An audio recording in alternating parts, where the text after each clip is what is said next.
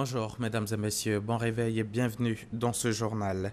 À l'instar de la communauté internationale, la Côte d'Ivoire mobilise ses ressources afin de relever les défis du développement durable.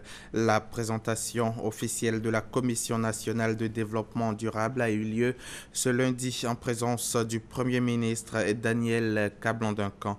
Il s'agit pour notre pays d'être à l'avant-garde des questions environnementales. Nous en reparlerons dans nos prochaines éditions. Le VITIB, le village des technologies de l'information et de la biotechnologie de Grand Bassam, vient d'organiser un concours de start-up baptisé Vibe Challenge 2015. Objectif, offrir aux jeunes Ivoiriens une expérience en matière de culture entrepreneuriale. Au terme de la compétition, 3 projets ont été retenus. Lanciné Bakayoko, Jean-Jacques Kwame. Bamba Vamei est diplômé en TIC, technologie de l'information et de la communication. Il gère une start-up.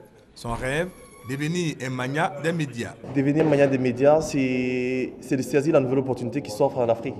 C'est-à-dire qu'après le tournant des télécoms, le prochain tournant qui arrive en Afrique, c'est le tournant des médias. Nous pensons que réellement, à notre niveau, qu'il y aura un boom au niveau des médias. Nous aurons une création véritable de nouveaux médias. Et avec Internet qui arrive, c'est une nouvelle opportunité qui s'offre aux créateurs de contenu, aux distributeurs et à tout l'écosystème Internet, médias et télécoms pour offrir à l'ensemble des populations africaines cette plateforme de médias que nous voulons saisir. Comme Vamei, une centaine de jeunes porteurs de projets dans le domaine de l'informatique a pris part au concours organisé par le village des technologies de l'information et de la biotechnologie VITIB de Grand Bassam. L'idée est de favoriser l'émergence d'entrepreneurs capables de créer de grands groupes. L'enjeu, c'est d'avoir des projets qui, dans quelques années, seront ce que les Américains disent des success stories, non seulement en Côte d'Ivoire, mais aussi dans la sous-région et pourquoi pas dans le monde entier. À l'issue du concours, 3 projets ont été sélectionnés. Ils bénéficieront de l'accompagnement nécessaire, notamment la structuration et la maturation du projet. Logés sur le site du VITIB à Grand Bassam, les lauréats pourront également être guidés en matière de recherche et financement. Les travaux du barrage hydraulique de Soubré dans le sud-ouest de la Côte d'Ivoire avancent. Le ministre d'État, ministre de l'Intérieur et de la Sécurité, Ahmed Bakayoko, a pu s'en apercevoir. C'était lors d'une mission dans la région. Ahmed Bakayoko a donc fait escale sur le chantier en présence de notre reporter Park Gassoro Kone. En marge de sa visite dans les régions de San Pedro, du Bouclé et de la Nawa pour l'investiture des directeurs régionaux de campagne du candidat du RHDP, le ministre d'État, ministre de l'Intérieur et de la Sécurité, Ahmed Bakayoko, a visité le barrage hydroélectrique de Soubré. Objectif, constater l'état d'avancement des travaux. Il faut rappeler que c'est un projet majeur du programme du président Ouattara et c'est un des projets qui anticipe les besoins de demain. On est très heureux de voir même qu'il y a des possibilités de livraison plus tôt que prévu. En tout cas, on était très fiers de cette coopération entre la Côte d'Ivoire et la Chine. Pour le ministre d'État Ahmed Bakayoko, le barrage hydroélectrique de Soubré est un véritable chef-d'œuvre. La croissance induit des besoins énergétiques.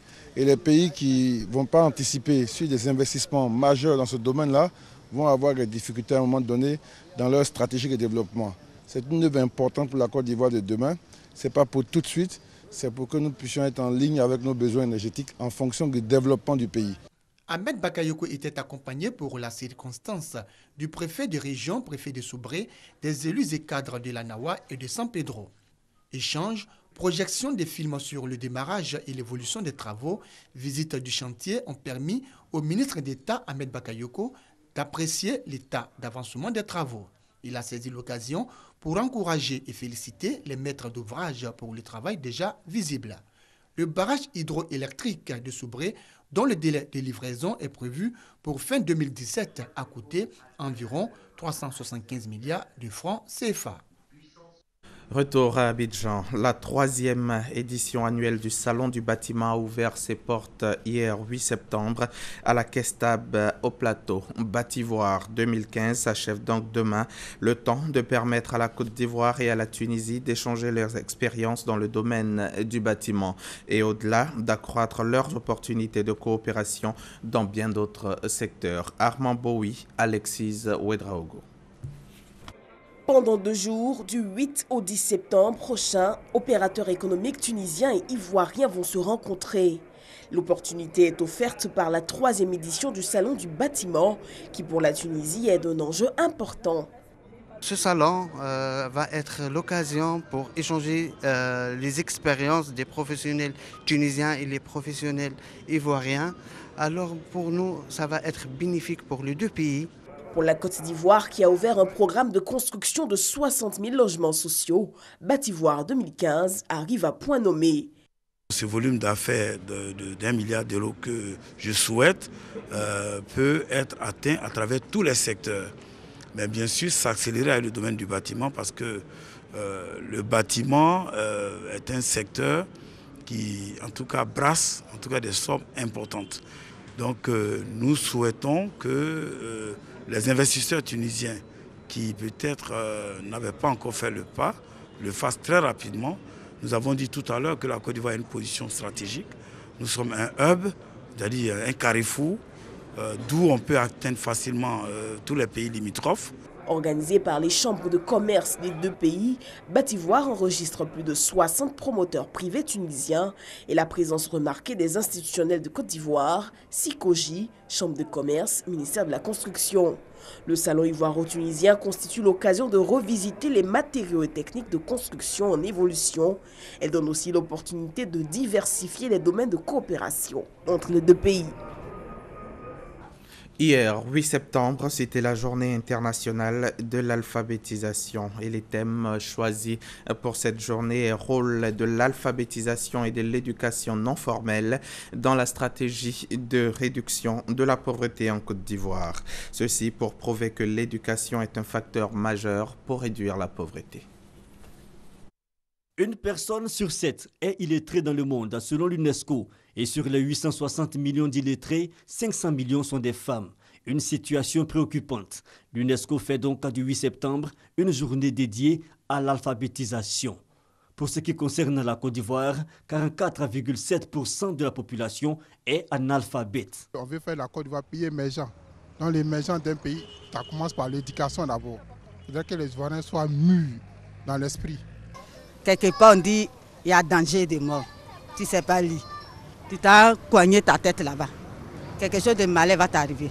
Ah, j'ai plus les parents. Surtout, nous les femmes, les jeunes filles, je leur demande pardon. Rôle de l'alphabétisation et de l'éducation non formelle dans la stratégie de réduction de la pauvreté en Côte d'Ivoire, le thème choisi cette année.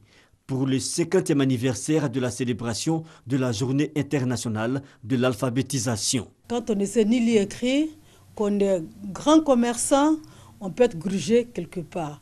Quand on ne sait ni lire ni écrire, comment éduquer convenablement les enfants en ce monde de l'Internet? Donc nous avons besoin de former les parents, de former les mamans, surtout qui sont à l'éducation, pour qu'il y ait un plus. On parle de l'école pour tous, l'école obligatoire. Si les parents eux-mêmes ne savent ni lire ni écrire, ne connaissent pas le bien fondé de l'école, comment voulez-vous qu'ils nous accompagnent dans ce projet de l'école obligatoire? L'alphabétisation célébrée tous les 8 septembre, mais reportée cette année au 21 septembre, selon la direction de l'alphabétisation et de l'éducation non formelle. Reportage signé Yasmine Kanga et Franck Quadio. Direction Yamoussoukro, où s'est déroulée la session ordinaire du Parlement des enfants. La clôture donc des travaux a été présidée par la ministre de la Solidarité, de la Famille, de la Femme et de l'Enfant, Anne Désiré Ouloto, et plusieurs recommandations ont été faites, dont la promotion accrue de la politique de protection de l'enfant en Côte d'Ivoire. Reportage RTI Boaké. Ouverts depuis le 1er septembre, les travaux de la session ordinaire des enfants parlementaires de Côte d'Ivoire viennent de s'achever. Durant 5 jours, les enfants ont pu évaluer leurs actions menées et définir les perspectives de leur institution. Ils ont fait plusieurs recommandations, dont la promotion accrue de la politique de protection des enfants. La ministre de la Solidarité, de la Famille, de la Femme et de l'Enfant, Anne Désiré Ouloto, a effectué le déplacement jusqu'à Yamoussoukro pour présider la clôture de leurs travaux. Elle se réjouit de la maturité et du civisme dont ont fait preuve les enfants. Ils ont travaillé avec le plus grand sérieux. Le compte-rendu de leurs travaux m'a particulièrement impressionné par la qualité des conclusions, des recommandations faites au gouvernement. J'en prends bonne note. Le Conseil des ministres en sera saisi. Peu avant l'arrivée de leur marraine, les enfants parlementaires ont matérialisé leur passage dans la capitale politique et administrative du pays par un don de kits de bébés offert au service pédiatrique du CHR de Yamoussoukro. L'élection présidentielle en Côte d'Ivoire, c'est en octobre prochain. Des pèlerins ivoiriens ont profité de leur passage à Lourdes pour confier la Côte d'Ivoire à la Vierge Marie, médiatrice de toute grâce, afin que cette élection se déroule dans un climat apaisé. Thérèse Yoboué revient de Lourdes. Entre le 11 février et le 16 juillet 1858, la Vierge Marie est apparue 18 fois à une jeune fille, Bernadette Soubirou. Le respect des messages de la Vierge Marie à la petite Bernadette a fait de Lourdes un haut lieu de prière, de pèlerinage, un symbole de paix, de ressourcement spirituel. C'est donc à juste titre que des pèlerins ivoiriens à Lourdes ont décidé de confier leur pays à la Vierge Marie afin que l'élection présidentielle du 25 octobre prochain se déroule dans un climat apaisé. La Vierge n'est-elle pas la médiatrice de toute grâce? La Côte d'Ivoire va réussir cette élection parce que ça ne sert à rien de se battre. La Côte d'Ivoire est belle, nous devons tous la reconstruire dans la paix. Nous sommes venus confier notre pays, la Côte d'Ivoire, à Notre-Dame de Lourdes pour que tout se passe bien et que cette élection nous réunisse et pas nous diviser. Je suis venu demander à Maman Marie qu'on n'ait plus de bruit de fusil.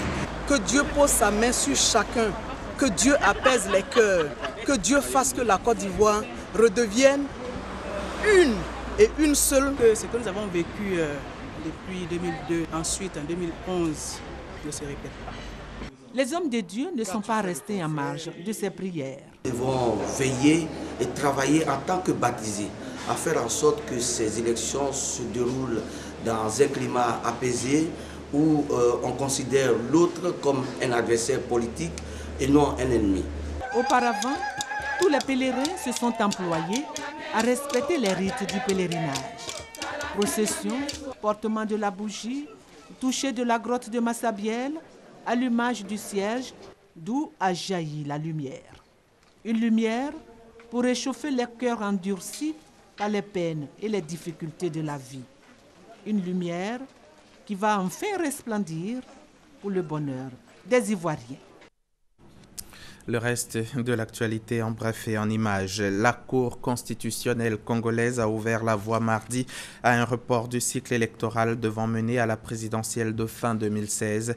Scénario redouté depuis des mois par l'opposition qui soupçonne le président Joseph Kabila de vouloir s'accrocher au pouvoir. La Cour a ordonné que les élections des gouverneurs des provinces nouvellement créées en République démocratique du Congo aient lieu impérativement avant le premier scrutin devant ouvrir ce cycle d'une dizaine de consultations populaires et dont le début est programmé en octobre. La violence ciblée a une nouvelle fois touché le Burundi. Patrice Gahungu, le porte-parole du parti d'opposition UDP, l'Union pour la paix et la démocratie, a été tué alors qu'il rentrait chez lui lundi soir à Bujumbura. La formation politique avait déjà été endeuillée en mai 2015 après l'assassinat de son président Zedi Ferrouzi. Et puis, pour terminer, sachez que le groupe aérien Lufthansa a annoncé l'annulation de 1000 vols courts et moyens courriers ce mercredi, cela suite au mouvement de grève des pilotes en cours. La compagnie essaie de contrer la grève par une procédure en référé devant un tribunal de Francfort dans l'ouest de l'Allemagne. Merci de nous avoir suivis. Mariem Touré pour la suite.